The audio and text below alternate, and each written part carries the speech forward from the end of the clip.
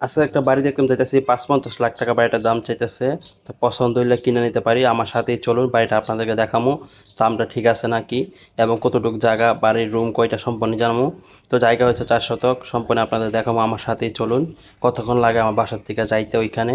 আর যারা কোকোনাগার আছেন তারা তো অবশ্যই চিনবেন, জায়গা চিনে নিয়ে যাচ্ছি কতটুকু লাগে আমার বাসার থেকে যাইতে ওইখানে। প্রায় আমার 20 মিনিটের মতো লাগলো হাইটটা যাইতে। তো সিফার মধ্যে হচ্ছে বাড়িটা, তাতে সমস্যা নাই যেহেতু কোকোনাগারের মধ্যেই। তো এই হচ্ছে এই যে বাড়িটা দেখতে পাচ্ছেন সোজা, এইটা হচ্ছে বাড়িটা। তো রুমগুলো ঠিক আছে, অনেক পুরানো বিল্ডিং। তো এখানে বাড়ির মানুষ থাকে না। তো এখানে 5টা রুমে ভাড়া আসে প্রায় 10,000 টাকার মতো আমাকে বলছে যতটুকু। এবং দাম চাইতেছে ৫-৫০ লাখ টাকা। এখান থেকে হচ্ছে এক মিল রাস্তারা, আর এখানে হচ্ছে বাসার ভিতর দিকে। তো বাসার ভিতরে ঢুকিয়া মানে পরিবেশটা আমার কাছে খুব ভালো লাগে না। এই বারাটটা থাকে তো কি হিসাব মালিক না থাকুক, বাড়িটার একটা পরিবেশটা দেখুন, একবার ময়লা অবস্থায় থাকে।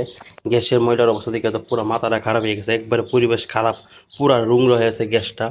এরপর হচ্ছে বাড়ির এই যে বাড়ির সামনে দিয়ে পুরা ময়লা ফালা পুরা দুর্গন্ধ ছুটে দিয়েছে, যেহেতু মালিক নাই এই জন্য বাড়িটা এই যে দেখেন ময়লাগুলো পুরা দুর্গন্ধ, সব ময়লা যা নান দেয় মাছের, মাছ টাছ যা ধরনের আছে শাকসবজি যত আবর্জনা সব এইখানেই ফালায়, পুরা গন্ধ বাড়িটা থাকে। মানে রুমগুলোর অবস্থা প্রচুর খারাপ, মানে একজন ভালো মানুষ এসে এখানে থাকতে পারবে না। তো মালিক যেহেতু নাই এই জন্য মনে হয় এরা এই অবস্থা করছে বাড়িটারা। তো এরা হচ্ছে দালাল, এরা চাইবে একটু দামটা বেচার জন্য। তো আপনাদের কাছে কেমন লাগলো বাড়িটা অবশ্যই কমেন্ট করে জানাবেন। আর দামটা কতটা কিনলে এই বাড়িটা ভালো হয় একটু আপনারা কমেন্ট করে জানাই দিন।